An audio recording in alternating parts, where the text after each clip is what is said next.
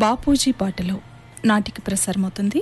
రచన శ్రీ నర్మంచి శేషగిరిరావు, నిర్వహణ శ్రీ ఐ రామచంద్రమూర్తి. పాత్రధారులు Desaraju Hanumantharao, S Shakuntala, MV Vijayakumari, Lalitha. వినండి బాపూజీ పాటలో నాటిక.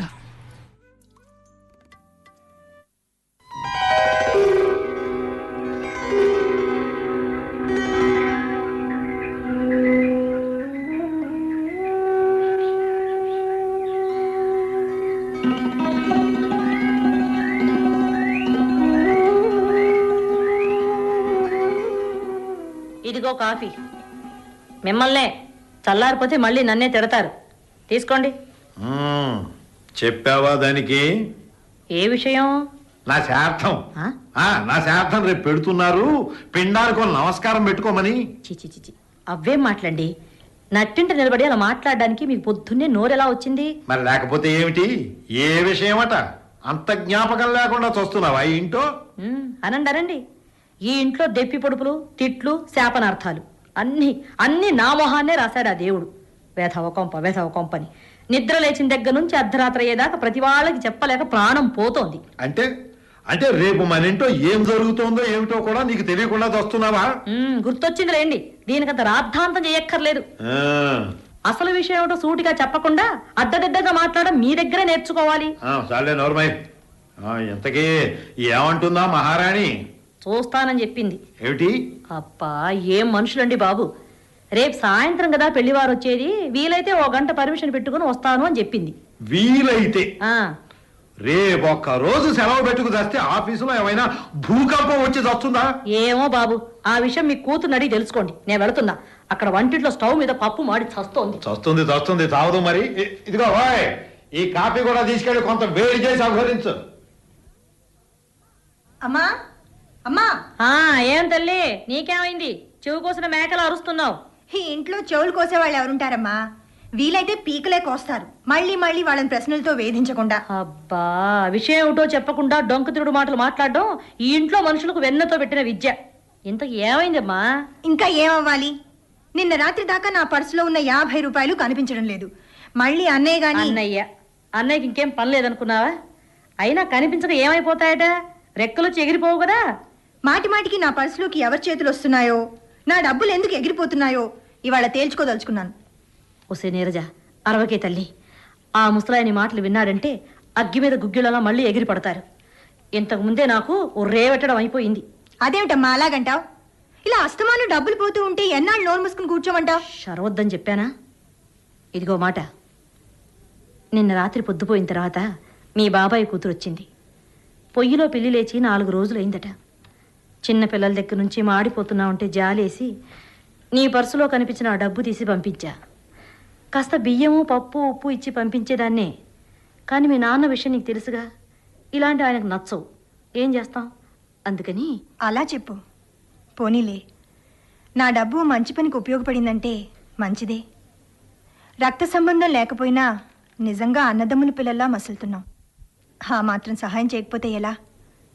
మనిషి సుఖంగా ఉన్నప్పుడు పలకరించినా పలకరించకపోయినా కష్టాల్లో ఉన్నప్పుడు ఆదుకుంటేనే ఆప్యాయతలు కలకాలం పెరిగి మనుషుల్లా బ్రతకగలుగుతాం. నీరజా, ఏమిటమ్మా? రేపు ఒక్కరోజు సెలవు పెట్టుకోకూడదా తల్లి? ఏదో ఆ భగవంతుడి దయవల్ల నీకు ఆ 3 ముళ్ళు పడిపోతే ఈ ప్రాణాలు ఏమైపోయినా పర్వాలేదే అమ్మా. ఎందుకమ్మా ఇంట్లో అంతగా కంగారు పడిపోతారు? ఏ, నా పెళ్ళవకపోతే భూమి ఆకాశం ఏకమై సముద్రాలు పొంగిపోతాయా? నీకు తెలిసిందంతేనమ్మా. కానీ ఆడదానికి ఓ వయసు వచ్చిన తర్వాత తనది అంటూ ఓ సంసారం ఏర్పడాలమ్మా. సుఖమో సంతోషమో ఆ సంసారం అలా గడిచిపోవాలి. నీదంతా ఒకటి చాదస్తం గాని ఇవాళకి నన్ను వదిలే. 8 అవుతోంది, ఇంకా స్నానం అయినా చేయలేదు. ఏమిటో నీకు చెబితే అర్థం కాదు. నువ్విట్ట ఆయనట్ట. ఇహ ఈ సంసారాన్ని ఆ భగవంతుడే సరిదిద్దాలి. పద.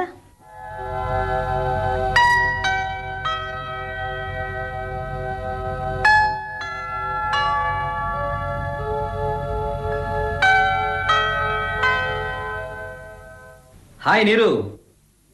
హలో, నిన్నే. ఓహ్, మీరా సాయిల్ గారు? గమనించనే లేదు.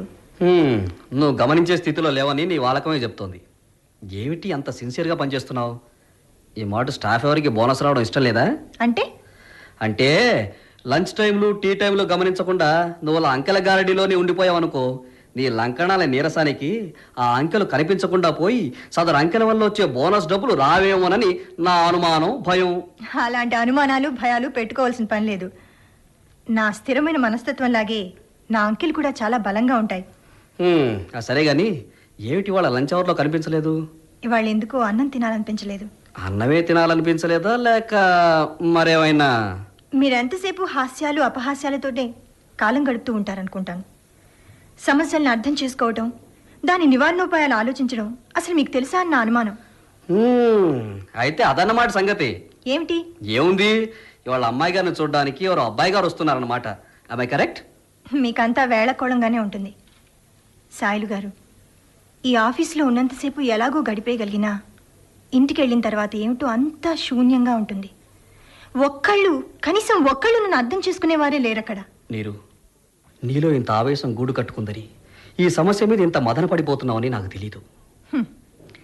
ఆడపిల్లై, అందులోనూ మధ్యతరగతి ఆడపిల్లై పుట్టేదానికన్నా ఎవరూ చెప్పినట్లు అడవిలో మానే పుట్టడం అన్నిటికన్నా శ్రేష్టం.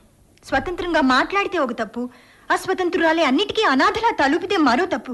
చిచి నీరజ, నీ చేయి పట్టుకుని 7 అడుగులు కాదు, ఆ ముల్లోకాలు తిరగమన్నా తిరగడానికి నేను సిద్ధంగానే ఉన్నాను. కానీ ఏం చేయని చెప్పు? ఈ కులరక్కసి కుత్తుకులు నరికి ఖండాలు చేయడానికి ఇంకా ఎంతమంది మహాపురుషులు ఈ నేలపై జన్మనెత్తాలో. అప్పటికి కానీ ఈ మనుషులో తిష్ట వేసిన మహామనుషులు బయటికి రారు. ఎంత అమాయకత్వంలో ఉన్నారు. ఇంకా ఎవరు రావాలి? వచ్చి సమస్యలన్నీ విడదీసి రాజమార్గం ఏర్పరచాలి. అప్పటికి గాని మీరు ముందడుగు వేయలేమంటారు, అంతేనా?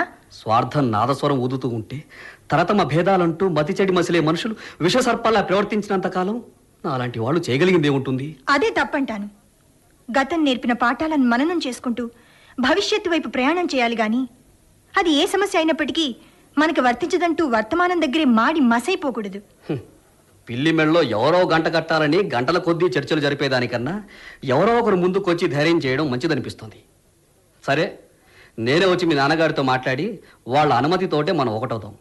రేపొద్దునే వస్తాను, సరేనా? Thank you.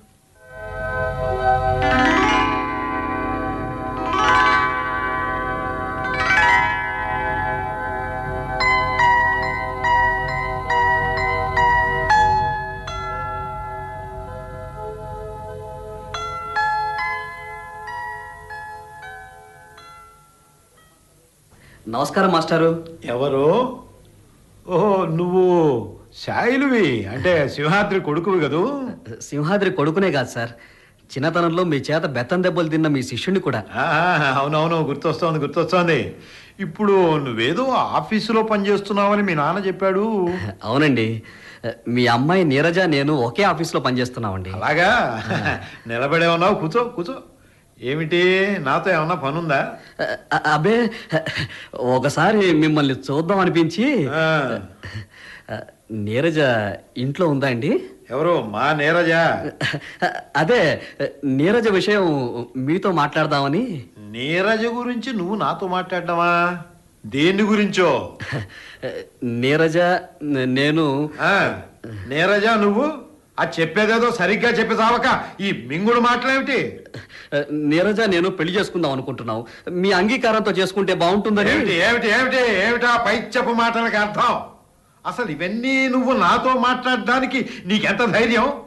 అసలు నువ్వు నా ముందు కూర్చుని మాట్లాడడానికి నీ తాహతెంతో నీకు గుర్తుందా? నువ్వు లే ముందు. సాయిల్ గారు, మీరు కూర్చోండి. ఇందులో భయపడిపోతూ నిలబడి చేతులు కట్టుకుని చెప్పవలసిందేమీ లేదు. ఏమిటే నీ మాటలకు అర్థం? అవును నాన్న, నేను సాయిల్ గారు పెళ్లి చేసుకుందాం అనుకుంటున్నాం. ఆ విషయం మీకు కూడా చెప్తే బాగుంటుందని నేనే రమ్మని చెప్పాను. ఓసి చెప్పినుగా, ఇందులో నీ తెలివితేటలు కూడా ఏడ్చాయన్నమాట. అలాంటి మాటలు నా ముందు మాట్లాడడానికి నీకు సిగ్గు వేయటం లేదుటే? దీంట్లో సిగ్గుపడిదే ఉంది నాన్న. అవునంతేలే, అంతే. నీలాంటి ఏ బ్రాసిని కన్నందుకు మేము సిగ్గుపడాలి. అంత పెళ్ళంటే పడి చచ్చిపోయేదానివి మొన్నటి సంబంధానికి ఒప్పుకొని చావలేకపోయావు. చూడు నాన్న, దొడ్లో పలుపు తాడుతో కట్టేసిన ఏ ఆవునో గేదెనో కాదు, నేను మనిషిని. అయినా చిన్నమ్మాయి, నేను పెట్టిన అన్నం, చదివించిన చదువు, మన పూర్వుల కాలం నుంచి వస్తున్న వంశ మర్యాద, ఇవన్నీ నీకు నేర్పింది ఇదే. వంశం, కులం, గోత్రం. నాన్న, నువ్వు ఈ దేశ స్వాతంత్ర్యం కోసం జైలుకి వెళ్ళిన వాడివే. ఉప్పు సత్యాగ్రహంలో నువ్వు తిన్న దెబ్బలు ఇప్పటికీ చూపిస్తుంటావు. అలాంటి నువ్వు గాంధీ గారి శిష్యునని చెప్పుకుంటూ ఆయన ఉపదేశాలంటూ జపించే నువ్వేనా ఈ రోజున మాట్లాడేది? నీరజ, కులం పేరుతో ఈ దేశంలో మళ్ళీ కురుక్షేత్రాన్ని సృష్టించే సంప్రదాయం నాకు అక్కర్లేదు నాన్న.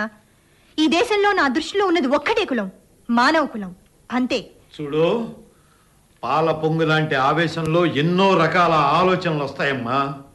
ఆ ఆవేశంలో ఏవో నిర్ణయాలు తీసేసుకుని అమలు పరిచిన తర్వాత తీరిగ్గా విచారిద్దాం అనుకుంటే కుదరదు. ఇది జీవితం. మాస్టర్, ఈ నిర్ణయం మేమేదో ఆవేశంలో తీసుకున్నది కాదు. బాగా ఆలోచించిన తర్వాతే మేము మనస్ఫూర్తిగా నిర్ణయానికి వచ్చాం మాస్టరు. నాన్న, నీకు గుర్తుందో లేదో, నీకు ఒంట్లో బాగుండక ఆసుపత్రిలో ఒళ్ళు తెలియకుండా మంచం మీద ఉన్నప్పుడు డాక్టర్లు నీకు రక్తం ఇవ్వాలంటే నువ్వు అనుకుంటున్న మనుషులు ఒక్కళ్ళు కూడా ముందుకు రాలేదు. ఆ సమయంలో నీకు రక్తం ఇచ్చి నువ్వు ఈ రోజున మా ముందు తిరగడానికి కారణం ఎవరనుకుంటున్నావు? ఎవరే? ఈ సాయిలు గారే నాన్న. సాయిలా? అయితే ఇప్పుడు నాలో ప్రవహించే రక్తం మనిషిదే. మంచి మానవత్వంతో కలబోసిన ఓ మంచి మనిషి రక్తమే నాన్న నీలో ప్రవహించేది. ఈ విషయం ఇన్నాళ్ళు నాకెందుకు చెప్పలేదమ్మా? చివరికి నా చరిత్రే పునరావృతం అవుతోందన్నమాట. అంటే ఏమిటి మీరనేది?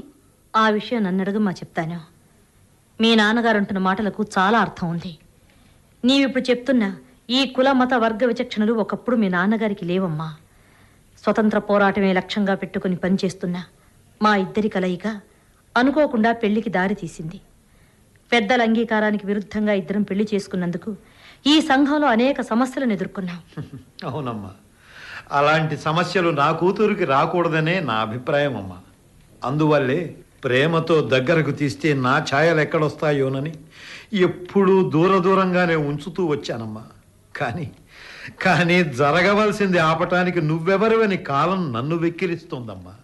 అలనాటి గౌతమ బుద్ధుడి దగ్గర నుంచి నిన్న మొన్నటి గాంధీజీ దాకా తోటి మనిషిని ప్రేమించమని, అహింసా మార్గమే ఆచరణ యోగ్యమని చెప్తూ ఉంటే నాగరికత తెలిసి బ్రతుకుతున్నాం అనుకుంటున్నా మనలాంటి చదువుకున్న వాళ్ళు కూడా కులం మతం అంటూ కుత్సితమైన ఆలోచనలతో బ్రతుకులు వెళ్లదీస్తే ఎలా నాన్న? ఆనాటి గాంధీ మార్గమే ఈనాటికి శరణ్యం అనుకుంటే మన జీవితాలు ఎంత బాగుంటాయో ఆలోచించారా? నిజమేనమ్మా, కాదంటం లేదు. కానీ ఒకసారి ఈ సంఘాన్ని ఎదిరించి బతుకుబాటలో ఎంతో మార్పును చవిచూసిన నేను తిరిగి అదే బాటలో నా కూతుర్ని నడవమని ఉద్బోధించటం ఎంతవరకు న్యాయమా అని ఆలోచిస్తున్నానమ్మా. పర్వాలేదు మాస్టరు, పూల మీదే నడిచి జీవితాలను పండించుకుందామని మాకు లేదు. గతుకుల్లో ముందు నడిచినప్పుడే బ్రతుకులు బంగారు బాటలు అవుతాయని మా నమ్మకం మాస్టరు. చూద్దాం. మీ నమ్మకం వమ్ము కాకూడదని ఆశీర్వదించడం తప్ప ఇంకేం చెప్పలేను. సరే, మీ ఇష్టం.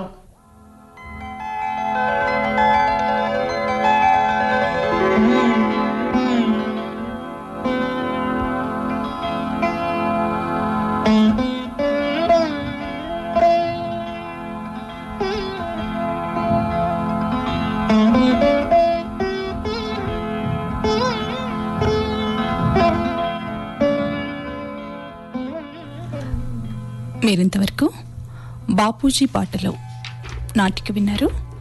రచన శ్రీ నరుమంచి శేషగిరిరావు, నిర్వహణ శ్రీ ఐ రామచంద్రమూర్తి. పాత్రలు పాత్రధారులు దేశరాజు హనుమంతరావు, ఎస్ శకుంతల, ఎంవి విజయకుమారి, లలిత.